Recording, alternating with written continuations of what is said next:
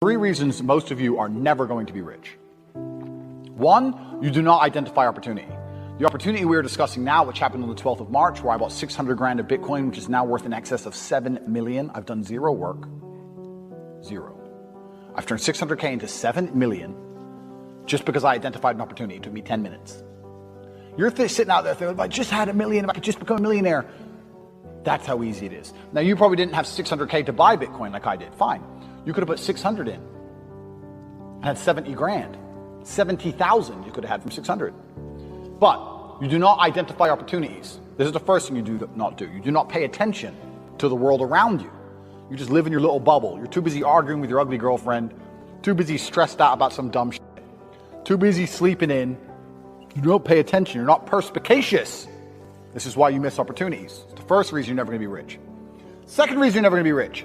Don't buy a house. Rent a house.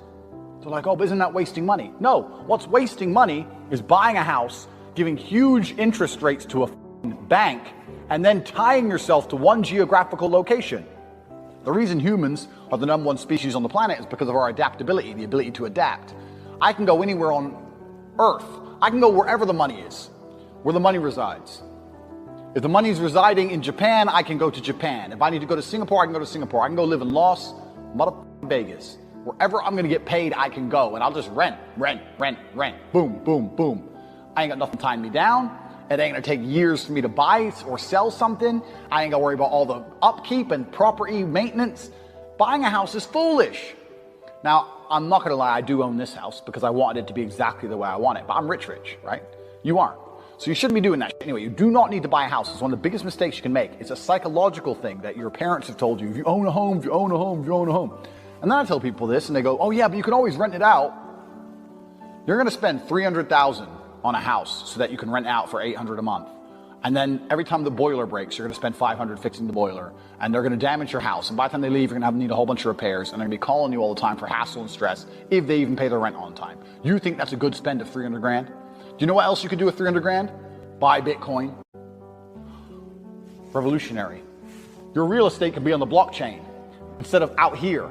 Because when it's on the blockchain, it can be sold instantly. You ever tried to sell a house? It takes years. Ever tried to sell Bitcoin? It takes seconds. So this is the second reason you're never going to be rich.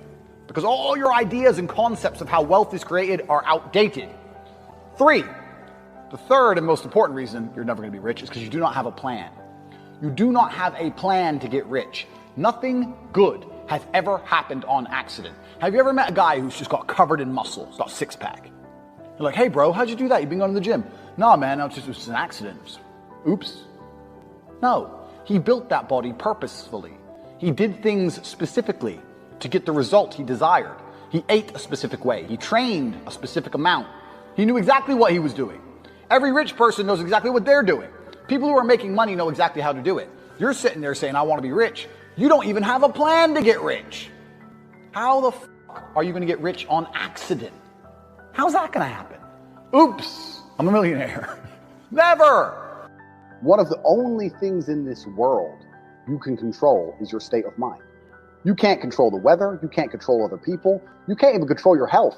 You might get a brain hemorrhage, or you might get hit by a bus. Or you might get assassinated. One of the very few things in the world you have genuine control over is your state of mind. You decide if you're a disciplined person. You decide if you're a happy person. You decide if you're a depressed person. These are things that in real time you can affect in your brain. This is all you can control on earth. If you can't control that, then you're just a feather in the wind.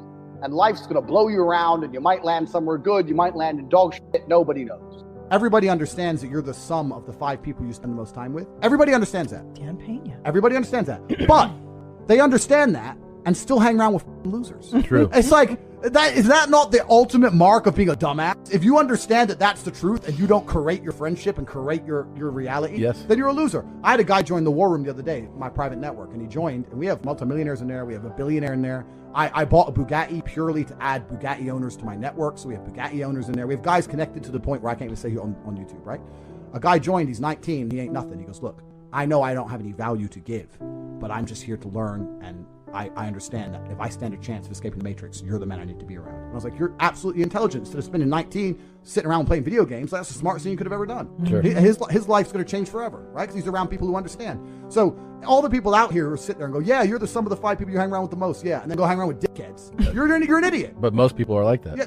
Because they're idiots, right? You have to create your reality, and there's nothing wrong with saying to people, you know what, I've outgrown you. You know what, I'm on a different path to you. You know what, X, Y, Z. Sometimes you got to cut people off, because if you don't create your reality, they infect your energy. I have a saying, and it's not a very remarkable saying, but I use it all the time, and that's dumb shit leads to dumb shit. And I say that for an example, like let's say you leave your car unlocked. You're unprofessional, you leave your car unlocked. Now it gets stolen.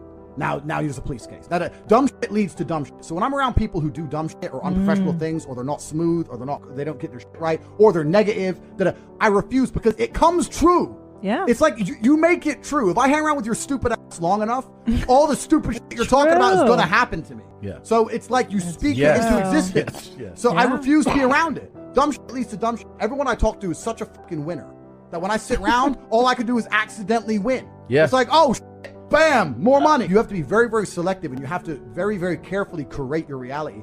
And that's why I created the War Room, because it's a global network, but you have to be global and you have to be online nowadays, because if you're a normal dude living a normal life, you're never going to meet winners in day-to-day life. Yeah. Because they're all slaves. Yeah. So you have to find that guy in Singapore who's a winner, those 2 guys in Dubai who's a winner, 1 in London. Like, it's hard now. Yeah. It's getting harder and harder. I'm going to tell you how to get rich. If you're a scientist, you never ever wake up, go into the lab, pour the right chemicals, and fix the problem. That doesn't happen. You go into the lab, you try some shit, it fucks up. You try some new shit, it fucks up. And you keep fucking around until something kind of works. So mistakes, eventually something goes well.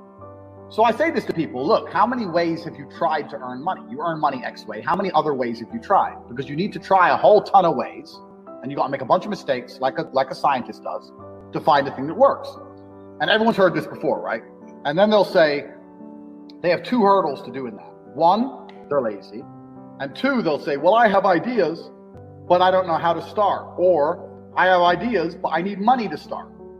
So then what you have to do, and this is one of the things I teach on CobraTate.com in my Hustlers University, is you have to look at your business ideas and your plans and find a way to remove the need for money to attempt them.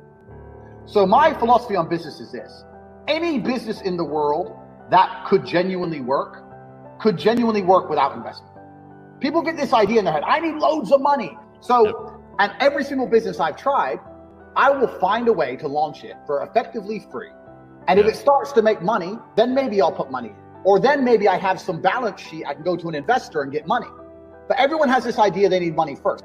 If you were in a room with ice cream experts and all they talked about was ice cream, how to make it, how to store it, how to move it, the different flavors, the size of the cartons it's in, how much it costs to produce, if all they talked about was ice cream and you were in that room, sooner or later, when someone comes to you to ask you something about ice cream, you're going to know the answer. Yeah. But you're going to accidentally know some shit about ice cream. If you're in a room of people who only talk about money, so you need to be around people who are about it. And the problem is with the people out here, everyone has a dream, but not many people have a plan. A dream and a plan are different things. When you say to guys, do you want to be rich? Yeah, I want to be rich. How will you get rich? One day when the shit comes in. So you can have a dream with no plan. When's the last time something fantastic has ever happened on accident? When's the last time you've seen a big jacked dude and you say, hey man, how'd you get so jacked? And he goes, dunno, oops. Dunno, it just happened. No, he planned it. He went to the gym, he ate a certain way, he planned his meals, he had to make it happen. It's exactly the same with getting rich. You need a plan to get rich, right? Everyone out there has a dream, but very few people have a plan. Yep. If you're surrounded by people who have a plan to get rich and you provide value to them in some way, because they're not going to drag you up if you ain't doing nothing, because that's what friendship is. Friendship is value exchange. Yeah. If you provide value to them, sooner or later you're going to begin to make money. Let me tell you something. When I was broke, and like I said, I have a bunch of money now. I was broke.